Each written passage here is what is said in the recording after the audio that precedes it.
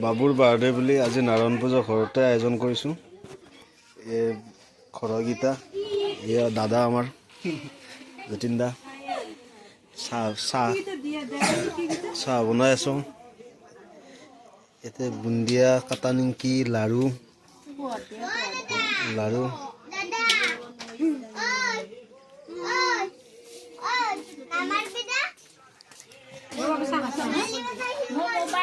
যাছো বঢ়িয়া এই বাবু বঢ়িয়াকে এটা ভিডিঅ' কৰি আনচোন যা বঢ়িয়াকে চব ফালে